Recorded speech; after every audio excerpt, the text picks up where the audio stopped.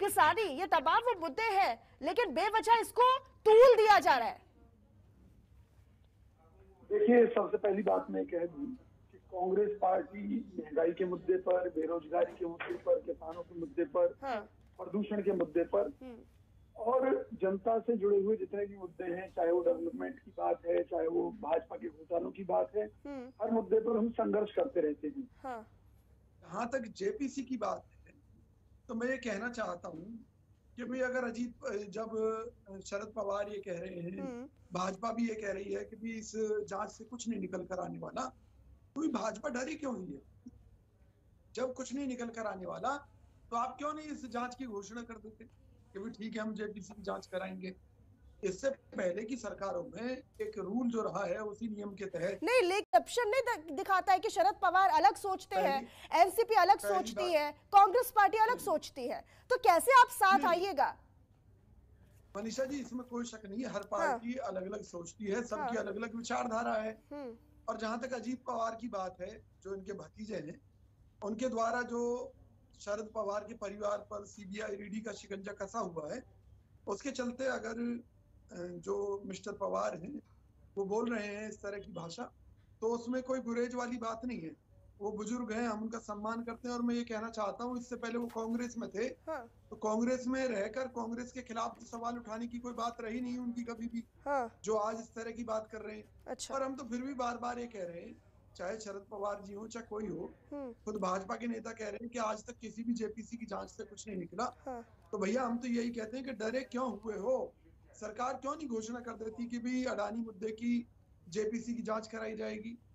लेकिन इससे साफ साबित होता है कि भाजपा कहीं ना कहीं सीबीआई और ईडी का इस्तेमाल करके हमारे सहयोगी दलों को मजबूर कर रही है कि वो जेपीसी की जांच की मांग से पीछे हटे, और उसमें भाजपा सफल होती दिख रही है। देखिए, ये जो भाजपा प्रवक्ता कह रहे हैं कि मोदी जी का अश्वमेध घोड़ा जो है दौड़ता रहेगा, तो जो अश्वमेध यज्ञ का जो घोड़ा है वो तानाशाही का प्रतीक है। भाई या तो आप दास्ता स्वीकार कर लीजिए उस राजा की, या फिर जो है युद्ध के लिए तैयार हो जाइए, या उसके हाथों मरने के लिए तैयार हो जाइए। तो ये साबित कर रहे हैं कि जो भाजपा है वो तानाशाही के रास्ते पर बढ़ चुकी है, और मोदी जी जो है किसी भी तरीके से साम दाम दंड भेद किसी भी तरीके से अपने घोड़े को दौड़ाने में लगे रहेंगे, और जो विपक्षी हैं उनको कुचलने का काम ये लोग करते रहेंगे। उसके लिए सीबीआई और ईडी तो फिर विपक्ष इतना मूलभूत मुद्दे चाहिए। मनीषा जी, सबसे पहली बात, विपक्ष की एकजुटता का था कि भाजपा अलाप रही है, कांग्रेस पार्टी अपने दम पर पूरे देश में चुनाव लड़ेगी। हर विपक्षी दल की अपनी नीति है, वो अपने तरीके से चुनाव लड़ेंगे, जिसको जैसा नहीं। तो आप ये कह रहे हैं कि कांग्रेस क्या पूरे विपक्ष के साथ नहीं है? कांग्रेस अपने दम पर चुनाव लड़ेगी क्या? हाँ, हमारी अपनी नीति है। हाँ, बिल्कुल, हम अपने दम पर चुनाव लड़ेंगे पूरे देश में। तो फिर इतनी मेहनत क्यों राहुल गांधी कर रहे हैं? इतनी मेहनत राहुल गांधी ने क्यों की कि अपने भारत जोड़ो यात्रा निकाली, सबको आमंत्रित किया? इतनी मेहनत क्यों राहुल गांधी ने की? फिर आप मनीषा जी समझ लीजिए, कांग्रेस पार्टी ने, राहुल गांधी जी ने ये यात्रा निकाली, देश की एकजुटता के लिए निकाली। जो सामाजिक भेदभाव बढ़ गया, जो हिंदू मुस्लिम को लड़ाने की, जो देश के भाईचारे को खराब करने की राजनीति भाजपा कर रही है, उस पर लगाम कसने की नियत से राहुल गांधी जी ने ये यात्रा निकाली। और इसके साथ उन्होंने विपक्ष का आह्वान किया कि विपक्ष के जो भी दल जो ये मानते हैं कि भी सरकार में जो इस तरह के हथकंडे अपनाकर इस देश के भाईचारे को खत्म किया है, और वो लोग कांग्रेस के साथ आना चाहते हैं इस यात्रा में, तो उनका स्वागत है। मैं कहा कि भी ठीक है कि भी जो जिन मुद्दों पर जो विपक्षी दलों की राय अगर हमारे साथ होती है और वो हमारे साथ आना चाहते हैं तो उनका स्वागत है। जैसे जेपीसी की जांच के मुद्दे पर अधिकांश विपक्षी दल कांग्रेस के साथ खड़े हैं। ये केवल कांग्रेस की मांग नहीं है, उन दलों की भी अपनी अपनी मांग है, इसलिए वो हमारे साथ आ गए।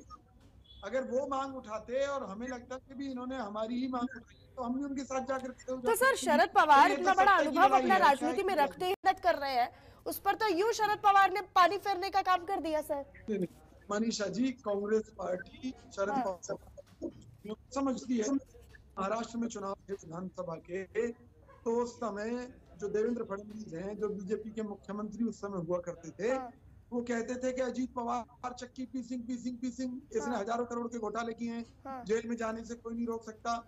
और जैसी मौका मिला चुनाव के बाद में, अजीत पवार के साथ मिलकर सरकार बनाने का दावा पेश कर दिया। तो भाई अपने शरद पवार जी की मजबूरी हो सकती है, सीबीआई का डर हो सकता है, जिसके चलते वो इस तरह ठीक की है। बात कर रहे हैं। हाँ। तो हम उनकी मजबूरियों को समझते हैं, लेकिन राहुल इंद्रपाल गांधी जी, जी इंद्रपाल जी, मैं आपका रुख करना चाहूंगी। देखिए शरद पवार ये भी इस दौरान अपने इंटरव्यू में क्या जी, लोकसभा और राज्यसभा को स्थगित करने का काम पहली बार सत्ताधारी दल ने किया है, ना कि कांग्रेस ने। नहीं साथ हैं या हाँ। विपक्षी दलों के एकजुट होने के कारण कांग्रेस पार्टी इस मुद्दे को उठा रही है।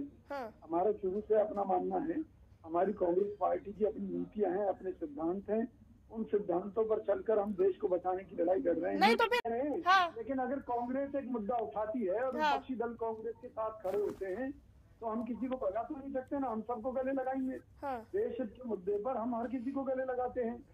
जहाँ तक बात देखिए ममता बनर्जी की है, ऐसे दर्जनों उदाहरण हैं हाँ। कि जहाँ पर सीबीआई ईडी का दुरुपयोग करके भाजपा राजनीति कर रही है। हाँ। जिस तरह से महाराष्ट्र में सरकार गिराई गई सीबीआई ईडी का इस्तेमाल करके। हाँ। आप देखिए नारायण राणे आज उनके लिए कथित तौर पर ईमानदार है, या उनके खिलाफ जांच खत्म की जा रही है, या जांच हो ही नहीं रही।